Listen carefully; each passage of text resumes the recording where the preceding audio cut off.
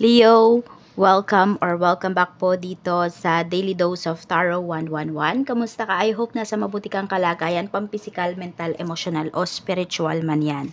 Ang video po natin na ito ay para lamang sa mga may malawak na kaisipan. Kaya po, kung di kayo makaresonate dito, try nyo pong panoorin ang inyong moon sign. Okay? Para dito po sa ating new moon reading. At kung bago lamang po kayo dito sa aking channel, please subscribe and hit the bell button para lagi po kayong updated every time na meron po tayong uploads.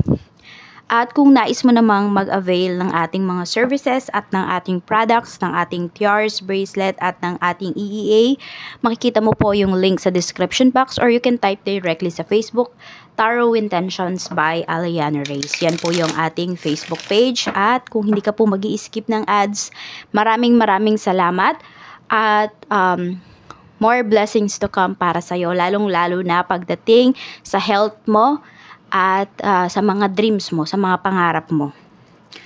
At mag-iwan ka na rin po ng bakas dyan, Leo, para malaman ko naman na ikaw ay isang active na subscriber dito sa aking channel para matandaan ko yung name mo at para pag nag-live tayo, 'di ba? Mapa-prioritize ko kayo, 'di ba? Kayo yung una kong i-read.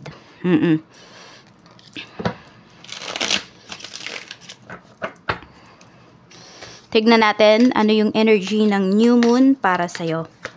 So we have Page of Cups, lots of blessings, lots of good news. Ito yung pinapakita. At saka, ano ka lang dito, magaan lang yung energy mo. O magaan lang yung hatid ng new moon para sa'yo. At maraming ang blessings, maraming good news. So kung ano man yung mga hinihintay mo rito, or some of you nga, mga unexpected blessings din po ito na paparating for you. So, tingnan natin paano ka naman ito maapektuhan. Okay, Queen of Pentacles. You see, yung mga good news daw na to is pwedeng about po yan sa trabaho, about sa kaperahan, about sa business. So, mas magiging, sabihin natin, mas lalago, mas madadagdagan yung pera na mayroon ka. At saka, nandun din yung confidence mo sa iyong sarili. Mas aangat po yan. Tsaka, glowing talaga yung energy mo. Oo. Madaming makakapansin po rito na ang fresh, ang ganda ng aura mo. Nagra-radiate, ibig sabihin. Tingnan naman po natin ano ba yung dapat mong ingatan. We have Six of Cups. So, ito yung mga connection na sabihin natin, mga dating connection or mga matagal mo ng connection. Ayan po. No, pwede rin kasi na sila yung maghahatid sa'yo ng good news, sila yung magdadala sa'yo ng pera. May mga tao po dito na pagkakatiwalaan ka talaga. So, yung reputation mo, yung integrity mo, ingatan mo yon ngayong new moon na ito. So, dapat mo yang ingatan. Tsaka yung pwede rin this is relationship mo with your kids, relationship mo with your soulmate. Dapat iwasan the Chariot. Okay, dapat yung iwasan this new moon kung kaya nyo na nasa bahay lang, wag muna daw kayong mag-travel. Yan. Or kung magta-travel kayo, syempre, kung kinakailangan naman talaga yung iba sa inyo, magdoble ingat po kayo. Oo. Tapos, wag kayong mamangka sa dalawang ilog. Kung meron po dito na, in a relationship na kayo ngayon, tapos merong pumapasok sa life ninyo, merong nangungulit sa inyo, wag mo nang i-entertain yun. 'Di ba? Oo. Napakahalaga din ng reputation ninyo rito. Ngayong new moon. So, yan, iwasan mo na mag-entertain ng iba, lalo na kung committed ka na, married, or in a relationship ka na. Or kung may bumabalik man dito na ex mo, pero meron ka ng karelasyon, wag mo nang i-entertain yon. Lalo na kung alam mo naman na wala na kayong dapat pang pag-usapan. Baka kasi ma-issue ka lang, Leo. Dapat mo namang pag-focusan is your family. Ayan nga. Kaya may lumalabasin talaga dito na yung relationship mo with your kids. Oo. Ayan.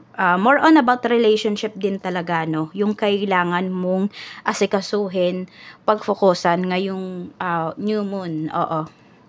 So, baka meron kayong mga kailangang ayusin ng family mo, meron kayong mga kailangang pag-usapan, or may mga plano kayo rito. At meron din akong nakikita, kung meron kang alitan or nakatampuhan na kapatid, ayan, pwedeng siya mismo yung kusang magme-message sa'yo. Yes, magbababa po ng pride yung taong to. Kasi sabihin natin, hindi niya kaya na wala ka sa life niya. Maaring marami kang natulong sa taong to, kasi Queen of Pentacles yung energy mo eh. Pwedeng ikaw yung breadwinner sa family. Pero tignan mo rin, kasi baka naman mamaya, kaya nakikipag-ayos lang sa'yo yung taong to kasi meron na naman siyang request sa'yo. So, matuto ka rin dito na timbangin, no, yung mga bagay-bagay at, be discerning kung tama ba na tanggapin mo pa, i-accept mo pa yung taong to sa life mo or hindi na. Kasi baka tinitignan lang niya kung ano pa yung mabe-benefits niya sa'yo. Check po natin ano naman yung door na mag-open para sa'yo. Okay, we have door of mystery. So, if ever may mga tao ditong may sikreto sa'yo, ganyan. May tao po dito na basta parang kakaiba, nadodrawn ka sa tao na yon. Okay, marami kang malalaman towards that person. So, yun nga talaga, mahalaga yung connection, mahalaga yung relationship, this new moon para sa'yo. Kung meron mang tao dito na may tinatago nga sa'yo, maaaring malaman mo po yun. At yung tao na yun talaga mismo yung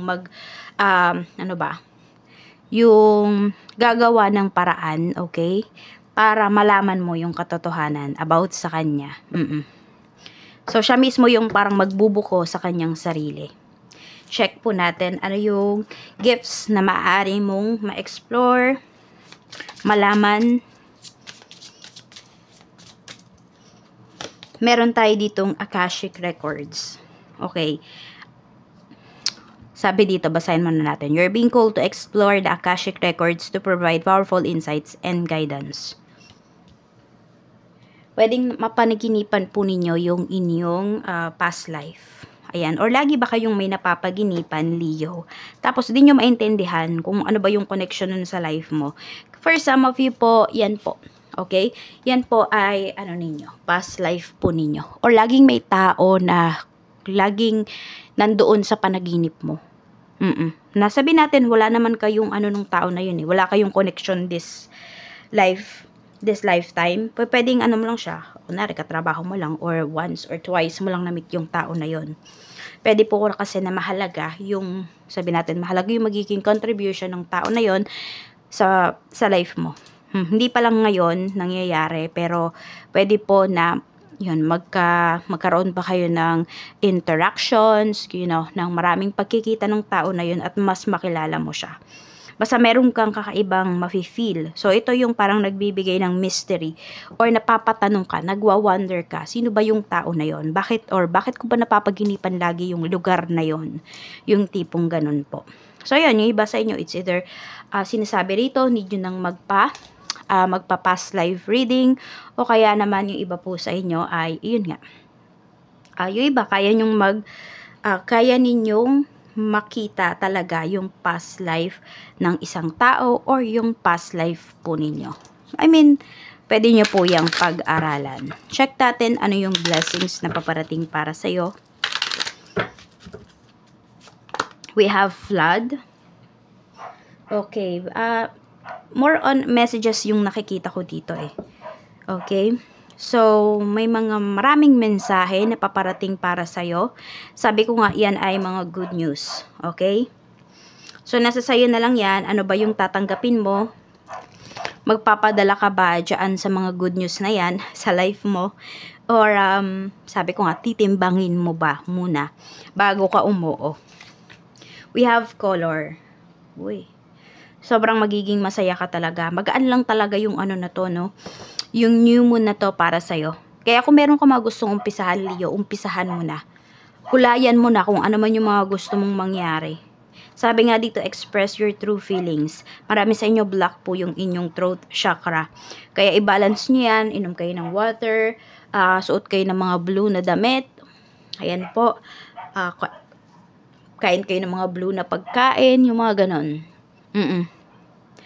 Or yun nga, express po ninyo yung inyong sarili. Sabihin nyo po yung nararamdaman ninyo. Kunwari, may nag-message sa'yo rito.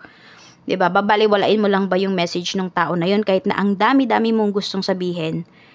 doon sa minessage niya sa'yo, gusto mong mag-reply. So, mag-reply ka. Huwag mong pigilan yung sarili mo. Sex, kiss, hug. Ayan, yung iba po sa inyo. Pwedeng meron ditong tao na sobrang sweet sa'yo. Or magugulat ka na lang, pwedeng nga may taong babalik dito. Yung iba naman po sa inyo, pwedeng maging sobrang lambing po ng asawa po ninyo or ng person po ninyo sa inyo. Ayan. Yung mafe-feel mo talaga na ang gwapo-gwapo mo, ang ganda-ganda mo, ganong level. Yung hindi ka magtatanong sa sarili mo kung may worth ka ba, yung tipong ganon. Tingnan natin ano naman po yung angel message para sa'yo. So we have spread your wings, sabi rito. Angel, mula ito kay Archangel Ariel. Do not hold back right now. The timing is perfect and you are ready to soar. So, sabi ko nga, kung meron kayong gustong umpisahan nyo na. Kasi, new moon ngayon eh. Perfect talaga ito para sa inyo na magsimula. Kaya, go for your goal. Ngayong, new moon, nitong phase na ito. This is your reading, Leo. Maraming salamat. Mag-iingat ka at more blessings to come para sa'yo.